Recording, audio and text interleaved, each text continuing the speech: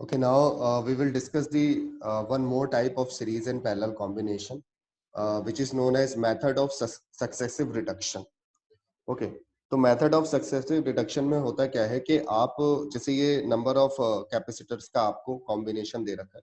अब इसमें हम कॉन्सेप्ट तो सीरीज और पैरेलल का ही लगाएंगे, लेकिन इस तरीके की जो प्रॉब्लम है ये बेसिकली लैडर प्रॉब्लम कहलाती है। इनको हम रिवर्स रेयरर एंड से, ये जो रेयरर एंड है इससे सॉल्व करना स्टार्ट करते हैं। हमें इक्विवेलेंट कैपेसिटेंस निकालना है बिटवीन ए एंड बी, और हम जो प्रॉब्लम को सॉल्व करना स्टार्ट करेंगे वो स्टार्ट करेंगे फ्रॉम रेयरर एंड, इस एंड से स्टार्ट कर। तो यहाँ पर अगर आप ध्यान से देखें, यू लुक केयरफुली, तो एक सिंपल सी बात हमारे समझ में ये आती है कि ये जो तीन कैपेसिटर हैं, these are in series combination, क्योंकि ये एंड टू एंड कनेक्ट है। ठीक है, तो ये आपका मैंने लिख दिया, इट्स अ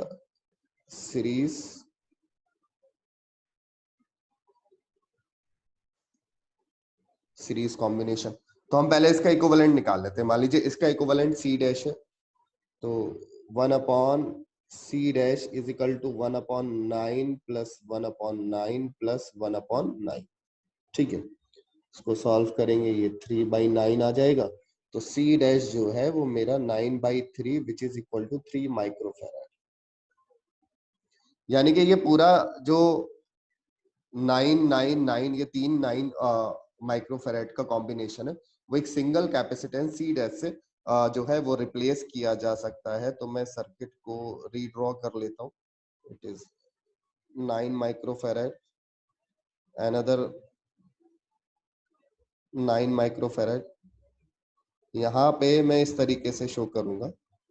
ठीक है, ये मेरा जो बनेगा ये सी डैश बनेगा which is equal to 3 microfarad, और ये इसके बराबर में आप देख रहे हैं कि ये 6 माइक्रोफैराड का कैपेसिटर है। अनदर, ये यहाँ पे मेरे पास ये 6 माइक्रोफैराड हो गया, ये 9 माइक्रोफैराड। ओके, और यहाँ पे आपका एक 9 माइक्रोफैराड का कॉम्बिनेशन। ये पॉइंट मेरा ए है और ये पॉइंट बी है, एंड दिस इज 9 माइक्रोफैराड। तो जो सर्किट है वो रिड्यूस हो गया। नाउ अगेन देखिए, ये जो 6 माइक्रोफैराड है और ये जो सी डैश है 3 microfarad are in parallel combination.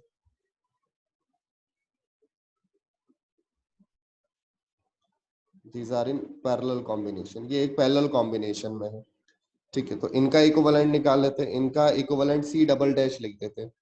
तो सी डबल डैश की कैलकुलेशन जो होगी वो 6 माइक्रोफैराड प्लस आपका 3 माइक्रोफैराड, क्योंकि पैरेलल में सिंपली कैपेसिटर जुड़ जाते हैं, प्लस 3 माइक्रोफैराड। तो ये आपका जो आएगा वो 9 माइक्रोफैराड आ जाएगा। ठीक है, अगेन हम सर्किट को रिड्यूस करके रीड्रॉ कर लेते हैं। ठीक है, रीड्रॉ करेंगे सर्किट को रिड्यूस करके। तो हमारा जो कॉम्बिनेशन बनेगा ये पॉइंट ए हो गया, जिसके बीच में हमें equivalent, this is 9 microfarad. Okay, इसके बीच में ये एक 6 microfarad, this is again 9 microfarad. Okay, ये पॉइंट बी है। ओके, ये 9 माइक्रोफैराड कैपेसिटर है। ओके, और ये जो 6 और 3 मिलके ये 9 माइक्रोफैराड हो गया, और नीचे भी 9 माइक्रोफैराड। तो देखिए प्रीवियस नेटवर्क रिपीट हो गया, जो पहले से जहां से हमने क्वेश्चन करना स्टार्ट किया था। ठीक है, अगेन देखिए ये जो तीन 9 माइक्रोफैराड के कैपेसिटर है are in series combination, are in series combination, ये सीरीज कॉम्बिनेशन है। ओके, तो अब इनका इक्विवेलेंट निकाल लेते हैं। इनका इक्विवेलेंट सी ट्रिपल डैश ले लेते हैं। ठीक है, तो ये हो जाएगा 1/9 प्लस 1/9 प्लस 1/9, और जब आप इसको सॉल्व करेंगे तो सी ट्रिपल डैश आपके पास आएगा 3 माइक्रोफैराड। रीड्रॉ कर लेते हैं सर्किट को। अब ये रिड्यूस हो जाएगा सर्किट, ठीक है। तो देखिए रिड्यूस होता चला जा रहा है, रेयरर एंड से सर्किट छोटा होता चला जा रहा है। 9 माइक्रोफेरेड, 6 माइक्रोफेरेड, अनदर 9 माइक्रोफेरेड, ठीक है। पॉइंट ए और बी जिसके बीच में आपको इक्विवेलेंट कैपेसिटेंस फाइंड आउट करना है, और ये आपका सॉल्व करके आया C triple dash which is equal to 3 microfarad. अब आप देख सकते हैं ये 3 माइक्रोफेरेड और 6 microfarad are in parallel combination, ठीक है। तो ये जो है ये आपका पैरेलल कॉम्बिनेशन है। इसको सॉल्व कर लेते हैं पैरेलल कॉम्बिनेशन को, जैसे पैरेलल कॉम्बिनेशन का फार्मूला लगा के, इट्स अ पैरेलल कॉम्बिनेशन, ठीक है। पैरेलल कॉम्बिनेशन हो गया, तो इसका जो इक्विवेलेंट मान लेते हैं वो 4 टाइम्स डैश मान लेते हैं, और ये हमारे पास हो जाएगा 6 microfarad plus 3 microfarad and it will B 9 microfarad, okay. Further ये देखिए बहुत रिड्यूस हो गया सर्किट। अगर हम इसका फर्दर रिड्यूस पार्ट बनाते हैं तो ये बहुत सिंपल हो जाएगा सर्किट, ठीक है। तो क्या होगा देखिए, सर्किट रिड्यूस होके पॉइंट ए 9 माइक्रोफेरेड ए, ठीक है। फिर ये हमारा सॉल्व होके 9 माइक्रोफेरेड हो गया, ठीक है। और ये वाला 9 माइक्रोफेरेड था ऑलरेडी, ये हम पॉइंट बी पे पहुंच गए। अब ये capacitor end to end correct है, तो हम एंड टू एंड कनेक्टेड है, तो इसको बना सकते हैं इस तरीके से। ये पॉइंट ए, ये कैपेसिटर, ये दूसरा कैपेसिटर, ये तीसरा कैपेसिटर, और हम उससे पॉइंट बी पे पहुंच गए। तो ये भी 9 माइक्रोफेरेड, ये भी 9 माइक्रोफेरेड, और हमारा ये भी 9 माइक्रोफेरेड। तो ये क्या है, सीरीज कॉम्बिनेशन में है तीनों। तो हम सी इक्विवेलेंट की कैलकुलेशन कर लेते हैं। तो 1 upon C equivalent is equal to 1 upon 9 plus 1 upon 9 plus 1 upon 9 is equal to 3 by 9। तो C equivalent is equal to 9 by 3 and that will be 3 microfarad will be equivalent capacitance of this particular circuit. चलिए अब next category हम discuss करते हैं। Okay, series and parallel combination, concept of short circuit. देखिए इसको समझते हैं, concept of short circuit समझ लेते हैं पहले क्या होता है।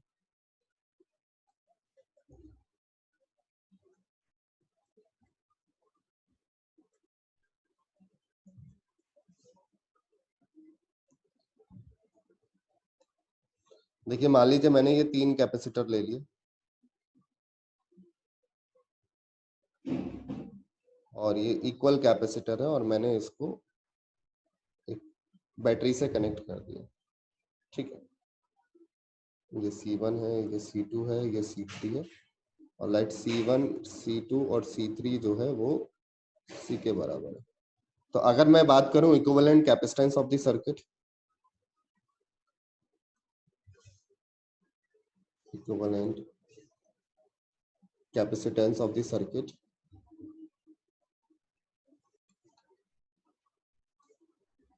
तो तीनों सीरीज में एंड टू एंड कनेक्टेड है। तो 1 upon C equivalent is equal to 1 upon C1 plus 1 upon C2 plus 1 upon C3। तो जब आप इसको सॉल्व करेंगे तो ये 3 बाई C हो जाएगा, और C इक्विवेलेंट आपका C बाई 3 हो जाएगा, ओके। सिंपल बात है। अब एक चीज आप ध्यान रखिएगा कि जब हम ये डायग्राम ड्रॉ करते हैं तो ये जो हमने वायर शो किया है ये आइडियल वायर है। वैसे तो जो वायर होता है उसका अपना रेजिस्टेंस होता है, बट जब सर्किट में हम ये वायर बनाते हैं तो ये आइडियल वायर होता है, यानी कि ये हीट नहीं होता, कोई भी एनर्जी कंज्यूम नहीं करता।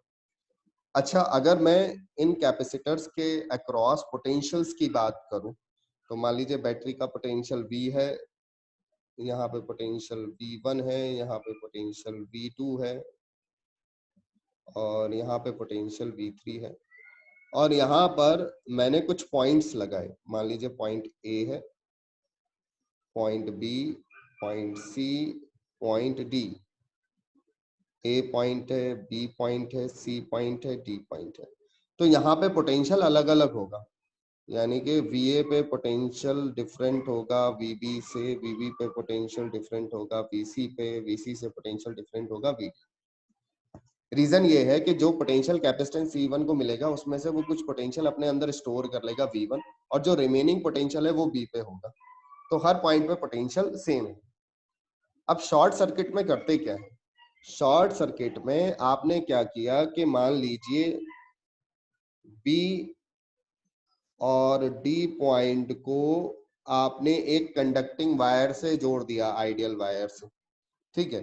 तो मैं बोलूंगा in this situation when point B and D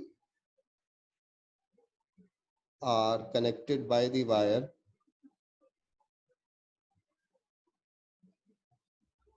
wire, ठीक है, the potential at point B, then the potential at point B will be equal to the potential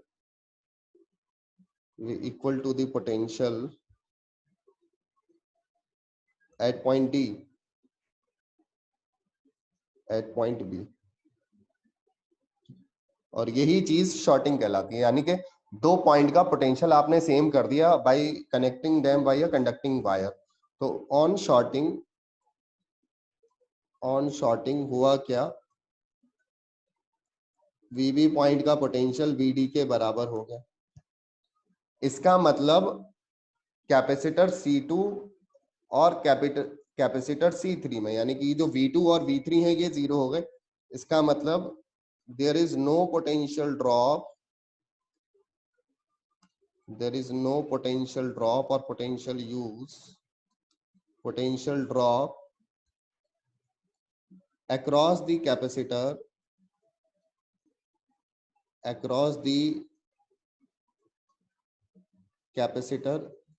C2 and C3। तो C2 और C3 के across कोई potential drop नहीं हुआ। इसका मतलब उन पर कोई चार्ज नहीं आया। अगर उनके ऊपर चार्ज आता तो पोटेंशियल ड्रॉप होता। तो that means there is no charge on capacitor C2 and C3, ठीक है। कैपेसिटर C2 और C3 पे कोई चार्ज नहीं रहा, तो there is no charge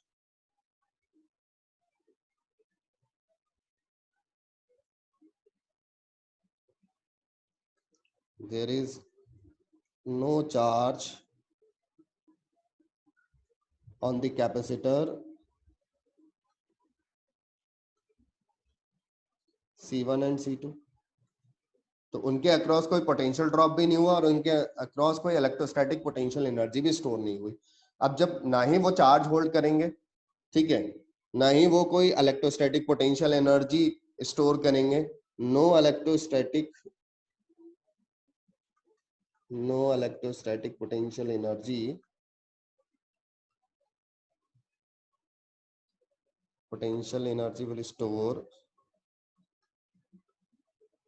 will store in capacitor C1 and C2। तो उनका होना ना होना बेकार ही है, वो सर्किट में दिख तो रहे हैं लेकिन वो कोई काम के नहीं है, क्योंकि ना ही वो चार्ज होल्ड कर रहे हैं ना ही वो एनर्जी स्टोर कर रहे हैं। तो ऑन शॉर्टिंग जो ऊपर वाला सर्किट है, वो सिर्फ ये रह जाएगा C1, ठीक है, ये बैटरी हो जाएगी, प्लस माइनस ये V हो गया, ये पॉइंट A था, ठीक है, और ये जो पॉइंट है ये B भी हो जाएगा और D हो जाएगा। यानी कि क्योंकि ये एक पॉइंट हो गया, हमने इसको शॉर्ट कर दिया, तो सिर्फ इसका जो इक्विवेलेंट कैपेसिटेंस हो जाएगा C इक्विवेलेंट, वो C1 के बराबर हो जाएगा and that will be C, ठीक है। यानी कि जब हम दो पॉइंट को शॉर्ट करेंगे तो उनके बीच के जितने भी कैपेसिटेंस है वो हम हटा सकते हैं, ठीक है। चलिए अब इस पे एक प्रॉब्लम करते हैं।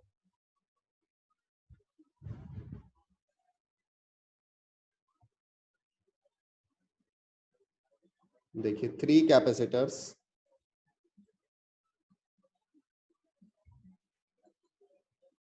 Three capacitors are arranged as shown in figure.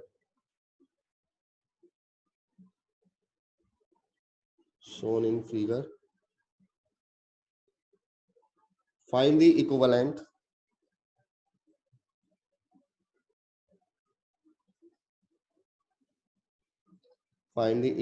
capacity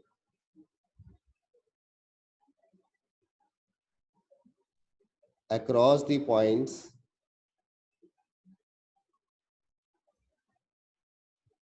A and B, है ना। तो इन पॉइंट्स के अक्रॉस क्या कैपेसिटी होगी, तो पहले इसका डायग्राम बना लेते हैं।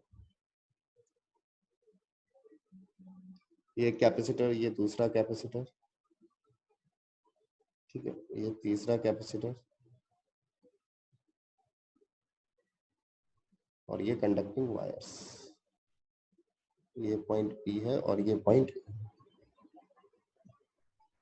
ठीक है। और आपने इस पॉइंट को से एक बैटरी जोड़ दी और आपको बताना है कि इनका इक्विवेलेंट कैपेसिटेंस क्या होगा। सबका कैपेसिटेंस C है। देखिए, मान लीजिए मैं कहता हूं कि बैटरी से Q चार्ज मूव करना स्टार्ट करता है, ठीक है। ये Q चार्ज यहाँ जाएगा इस जंक्शन पे, ठीक है। अब इस जंक्शन पे होगा क्या, इस जंक्शन पे आप देखेंगे कि जब ये चार्ज इस जंक्शन पे पहुंचा तो आपको लग रहा है कुछ इधर जाना चाहिए, कुछ इधर जाना चाहिए, लेकिन आप ये वाला पाथ देखिए जो मैं पॉइंटर से शो कर रहा हूँ। ये वाला पाथ एक आइडियल वायर है और सारा का सारा चार्ज इसके थ्रू चला जाएगा, यानी कि there will be no charge on the three capacitor. इन तीनों कैपेसिटर पे कोई चार्ज नहीं होगा, सारा का सारा चार्ज जो है वो इस आइडियल वायर के थ्रू बाईपास कर जाएगा। तो मैं पहले इसको C3 लिख लेता हूँ, ये सारे C के बराबर है, ठीक है। तो ये जो चार्ज Q है, इसको एक आइडियल पाथ मिल गया वायर, तो ये सीधा B पे पहुंच जाएगा, Q चार्ज, ठीक है। तो there will be no charge store on each capacitor, ठीक है। तो हम इसके पाथ को नाम लिख लेते हैं, ये हम पॉइंट P लिख देते हैं, ये पॉइंट P है, ठीक है। तो अब देखिए लिखते हैं, since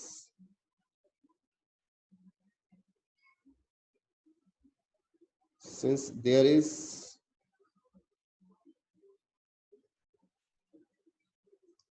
no capacitor in the path APB, the points A, P and B are electrically same, यानी कि वो शॉर्टेड है, are electrically same, यानी कि वो शॉर्टेड है, इन तीनों का पोटेंशियल सेम है। that is the input and output points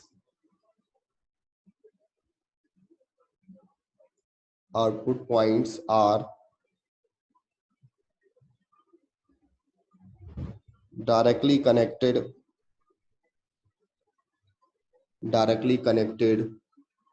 or short circuited.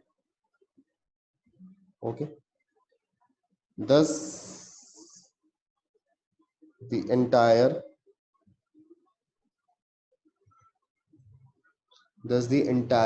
charge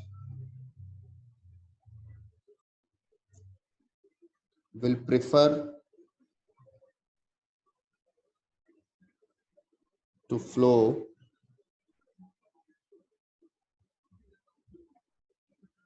along the path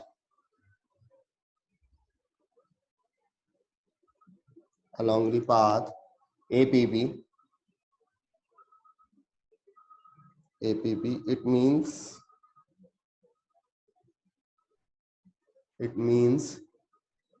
that the capacitor that the capacitors connected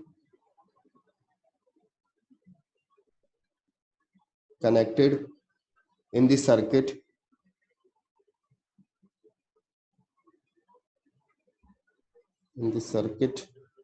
will not receive any charge, will not receive any charge, will not receive any charge for storing, यानी कि इस पूरे circuit में ना ही कोई charge store होगा, ना ही कोई पोटेंशियल एनर्जी स्टोर होगी, और इसीलिए thus the equivalent capacitance, thus the equivalent capacitance of the circuit will be zero.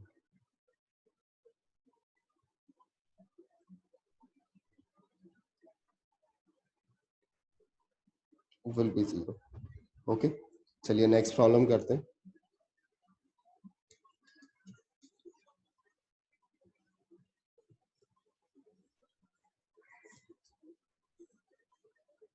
Again, find the equivalent capacitance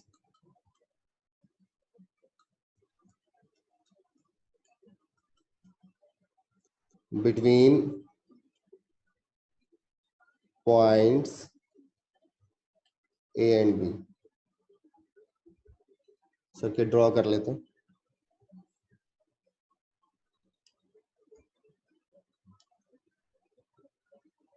एक कैपेसिटर C है, C1, ठीक है.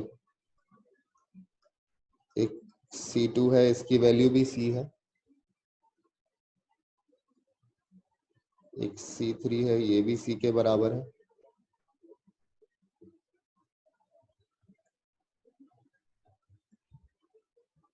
और एक हमारा C4 है.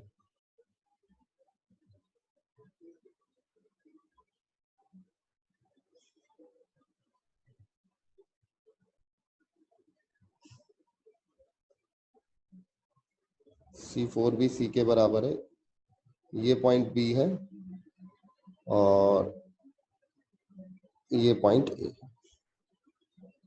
You need to calculate the equivalent capacitance between point A and B.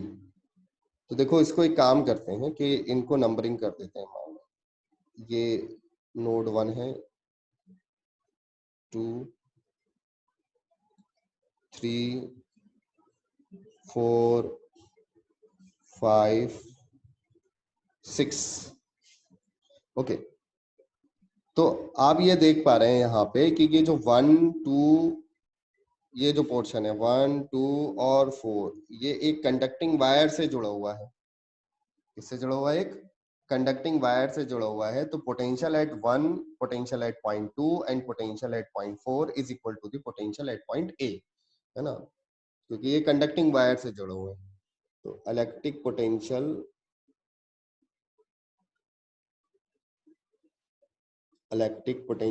Eight point 1,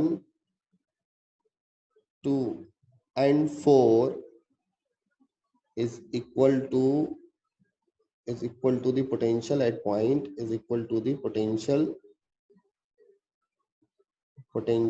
at point A.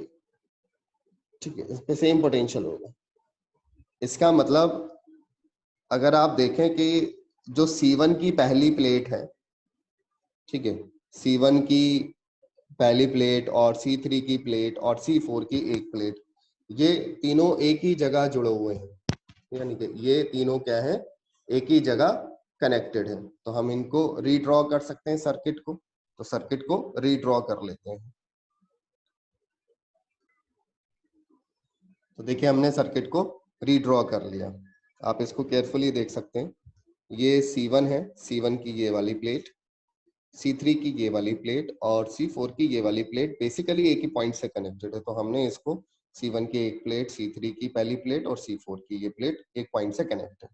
अब देखिए दूसरी प्लेट जो C1 की है और C3 की दूसरी प्लेट पहली प्लेट से जो C2 की फर्स्ट प्लेट है उससे कनेक्टेड है। तो देखिए हमने इसको जोड़ दिया। ओके, और ये तीन प्लेट मिलकर एक आइसोलेटेड नेटवर्क भी बना रहे हैं। तो ये तीन प्लेट मिलकर यहाँ पर एक आइसोलेटेड नेटवर्क आपको दिखाई दे रहा होगा। अच्छा, C2 की दूसरी प्लेट और C4 की दूसरी प्लेट डायरेक्टली पॉइंट बी से कनेक्टेड है। तो C4 की दूसरी प्लेट और C2 की दूसरी प्लेट डायरेक्टली पॉइंट बी से हमने कैलकुलेट कर दिया। अब यहाँ से आप क्लियरली देख सकते हैं C1 and C2 are in series वो सॉरी पैरेलल कॉम्बिनेशन। ठीक है, तो C1 and C2 are in parallel combination. ये पैरेलल कॉम्बिनेशन में है। तो इसका सी इक्वलेंट सी डैश मान लेते हैं। तो ये हो जाएगा C1 plus C2 and it will B 2C, क्योंकि दोनों की वैल्यू C के बराबर है। ठीक है, सर्किट बना लेते हैं। ये जो दो कैपेसिटर थे C1 C2, मैंने इसको C डैश से इक्विवेलेंट कैपेसिटेंस से रिप्लेस कर दिया। ठीक है, इक्विवेलेंट कैपेसिटेंस से मैंने इसको क्या कर दिया, रिप्लेस कर दिया। तो ये मेरा C डैश हो गया। ओके, इसके साथ मेरा कनेक्टेड है C2। ठीक है, और नीचे कनेक्टेड है C4। सिंप्लीफाई हो गया हमारा नेटवर्क।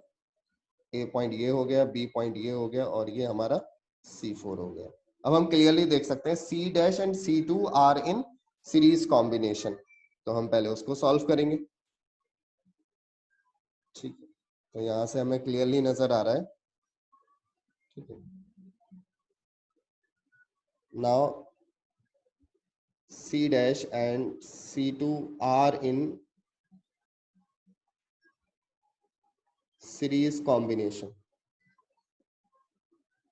ठीक है, सीरीज कॉम्बिनेशन में है। तो सीरीज कॉम्बिनेशन में इसका इक्विवेलेंट हम C डबल डैश मान लेते हैं।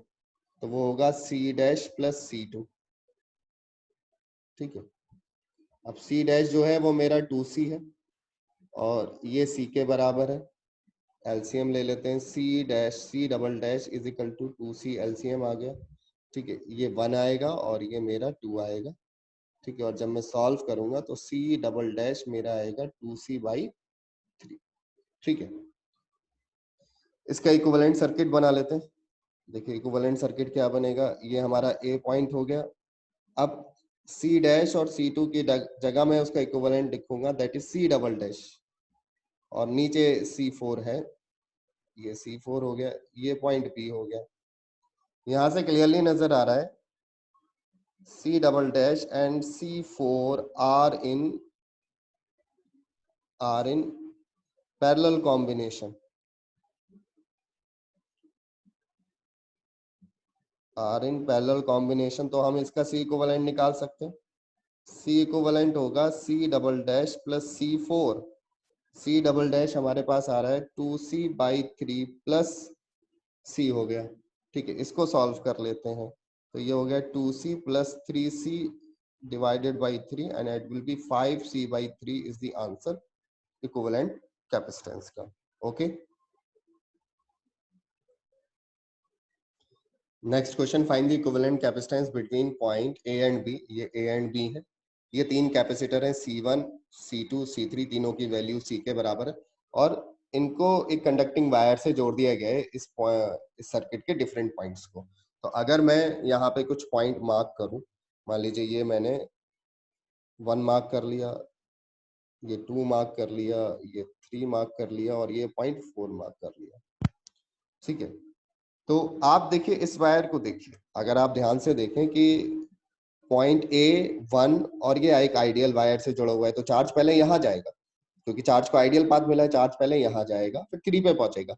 3 के बाद ये वाली जो प्लेट है ये पॉजिटिव चार्ज होगी और ये वाली प्लेट पॉजिटिव चार्ज होगी। तो अगर मैं चार्ज भी शो करूं तो पहले इस पे पॉजिटिव चार्ज आएगा और इस पे भी पॉजिटिव चार्ज आएगा, इस पे नेगेटिव चार्ज, इस पे नेगेटिव चार्ज। ठीक है, क्लियर है, और इस पे आपका चार्ज इस तरीके से हमने शो कर लिया। तो मैं ये कह सकता हूं कि जो 1 पॉइंट है और 3 पॉइंट है दे आर इक्विपोटेंशियल, क्योंकि उनको शॉर्ट सर्किट कर दिया गया है, उनको एक आइडियल वायर से जोड़ दिया गया है। ठीक है, बात आ रही है आपके समझ में, क्लियर है। अब देखिए ये जो है ये प्लेट आपकी नेगेटिव से कनेक्ट है, ये वाली प्लेट जो कि ये नेगेटिव से कनेक्ट है, तो इस तरीके से ये चार्ज डिस्ट्रीब्यूशन हो जाएगा।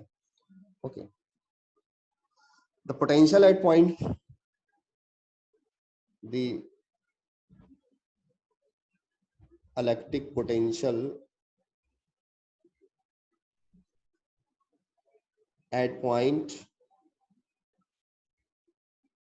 1 and 2 is equal to the potential is equal to the potential at point A, at point A पे जो पोटेंशियल है उसके बराबर होगा। तो इसका इक्विवेलेंट सर्किट हम बना लेते हैं। इक्विवेलेंट सर्किट बनाने से पहले एक काम करते हैं, प्लेट्स को नंबरिंग कर देते हैं। मान लीजिए ये 1 है, ये 2 है, ये 3 है, ये 4 है, ये 5 है, ये 6 है। ठीक है, तो अब इक्विवेलेंट बनाते हैं। देखिए ये पॉइंट ए हो गया हमारा। अब ए से देखो डायरेक्टली कितनी प्लेट्स कनेक्ट हैं, तो आप डायग्राम में देख सकते हो 3 प्लेट कनेक्ट हैं। कौन कौन सी? एक प्लेट नंबर 1, एक प्लेट नंबर 4 और एक प्लेट नंबर 5। तो मैं इनके नंबर लिख देता हूँ। प्लेट नंबर 1, ठीक है, प्लेट नंबर 4 और प्लेट नंबर 5। ओके, इन तीनों पे ही पॉजिटिव चार्ज है, तो पॉजिटिव चार्ज ड्रॉ कर देता हूँ। अब देखिए इनके सामने कौन सी प्लेट्स हैं। 1 के सामने प्लेट है 2 which is negatively charge. Okay, second plate हमने बना दी, यहाँ पे नेगेटिवली चार्ज है। ठीक है, और ये 2 प्लेट डायरेक्टली कनेक्ट है प्लेट नंबर 3 से और प्लेट नंबर 6 से भी। इनके नंबर लिखते हैं। 5 के सामने 6 है, ओके 6 प्लेट आ गई, और 4 के सामने थर्ड प्लेट है और इसके सामने 2 प्लेट है, और ये तीनों ही नेगेटिवली चार्ज है। हम चार्ज डिस्ट्रीब्यूशन पहले बना चुके हैं। ओके, और ये तीनों प्लेट एक ही पॉइंट से कनेक्ट है। कैसे एक पॉइंट से कनेक्ट है? क्योंकि हम यहाँ लिख सकते हैं पोटेंशियल एट पॉइंट 2 और 4 सेम होगा, है ना। द इलेक्ट्रिक पोटेंशियल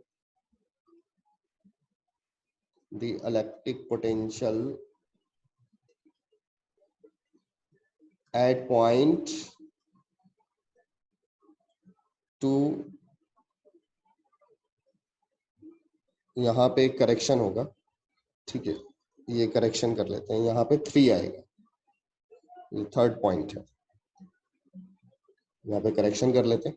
अब यहाँ पे आ जाइए मेन पॉइंट पे। The electric potential at point 2 and 4 is equal to the potential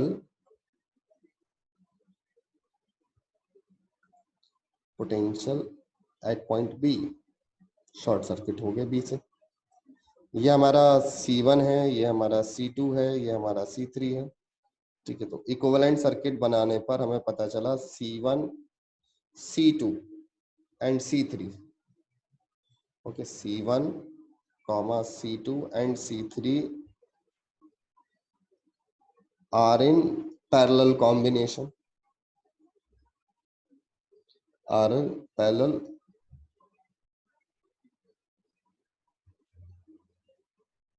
combination. तो हम इसका C इक्विवेलेंट निकाल सकते हैं। तो C इक्विवेलेंट यहाँ पर होगा हमारा C1 plus C2 plus C3, तीनों जुड़ जाएंगे। तो C equivalent is equal to C1 plus C2 plus C3 and it will be thrice of C, which is the answer. Okay.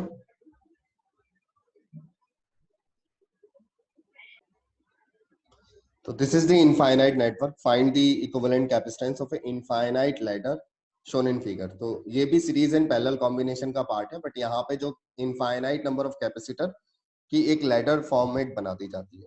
अब लैडर फॉर्मेट में होता क्या है कि पर्टिकुलर पैटर्न रिपीट करता है। जैसे आप देखिए 1 microfarad 2 microfarad, then 1 microfarad 2 microfarad, 1 microfarad 2 microfarad, 1 and 2। तो ये वाला जो पर्टिकुलर नेटवर्क है वो रिपीट हो रहा है इनफाइनाइटली।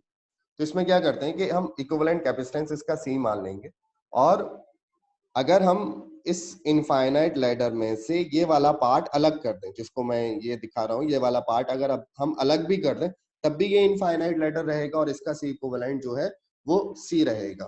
तो इसी के साथ हम इसको स्टार्ट करते हैं सॉल्यूशन। लेट द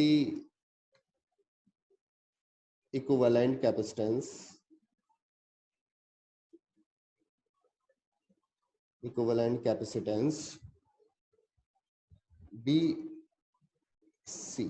ठीक है, अब जरा ये वाला पार्ट देखिए, मैं ये वाला पार्ट पूरा जो है वो रिप्लेस कर रहा हूं, ये वाला पार्ट इनफाइनाइट तक जाएगा, है ना, जहां तक भी ये होगा इनफाइनाइट तक। तो इसका इक्विवेलेंट कैपेसिटेंस इस पार्ट का भी जो इक्विवेलेंट कैपेसिटेंस है वो सी के बराबर ही रहेगा। तो इस पूरी सिचुएशन का जो इक्विवेलेंट सर्किट बन जाएगा वो इस तरीके से बन जाएगा। देखिए ये हमारा 2 माइक्रोफैराड हो गया, इस पूरे की जगह एक सी कैपेसिटेंस आ गया, एक 1 माइक्रोफैराड का कैपेसिटेंस लगा हुआ है और ये हमारा पॉइंट बी आ गया। ये सर्किट रिड्यूस हो गया। अब यहाँ से हमें क्लियरली नजर आ रहा है कि कौन सा सीरीज है और कौन सा पैरेलल है, वो हम इसको इजिली कर सकते हैं। ठीक है, हम लिखेंगे 2 माइक्रोफैराड और जो है C are in series combination. The capacitors of capacitance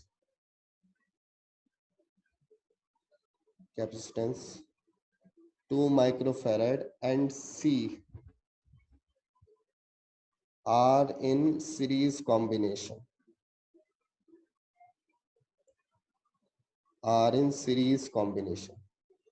ठीक है, सीरीज कॉम्बिनेशन में है तो पहले इसका इक्विवेलेंट निकाल लेते हैं, उसको C डैश कंसीडर कर लेंगे।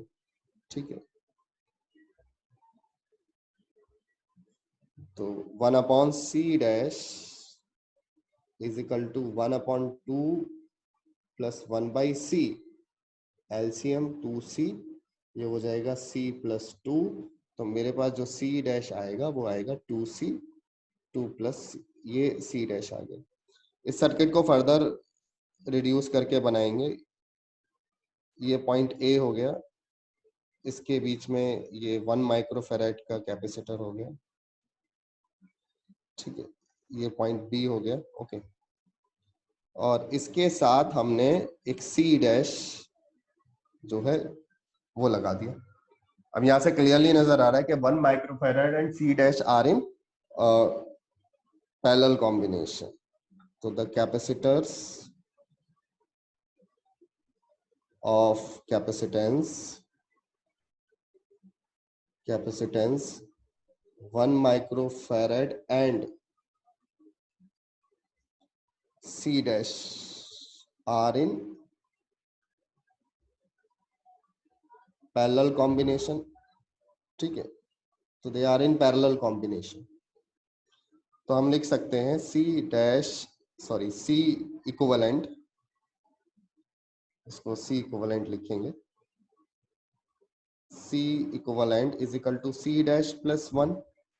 अब C इक्विवेलेंट C के बराबर होगा, C डैश जो है वो 2C बाई 2 प्लस C के बराबर है और ये प्लस 1 हो गया। अब आप इसको सॉल्व करेंगे तो सॉल्व करके ये क्वाड्रेटिक इक्वेशन बन जाएगी। देखिए सॉल्व कर लेते हैं इसको simply. C is equal to 2C plus 2 plus C divided by 2 plus C. Okay, this implies that C multiplied by 2 plus C is equal to ये हो जाएगा 3C plus 2। और सिंप्लीफाई करते हैं, सिंप्लीफाई करने पर आएगा 2C plus C square is equal to 3C plus 2। ठीक है, इसको प्रॉपर क्वाड्रेटिक की फॉर्म में लिख लेते हैं, C square minus C plus 2 is equal to 0। ये क्वाड्रेटिक इक्वेशन आ गया। ठीक है, इसके जब आप फैक्टर करेंगे तो फैक्टर करके आएगा ये C माइनस 2 और C plus 1 is equal to 0। This implies that C plus 1 is equal to 0, तो C is equal to -1. Capacitance negative नहीं हो सकता, तो ये रिजल्ट तो इम्पॉसिबल हो गया, तो इसको रिजेक्ट कर देंगे। ठीक है, फिर हम करेंगे C minus 2 is equal to 0, हमारे पास आ जाएगा C is equal to 2 microfarad which is the equivalent capacitance.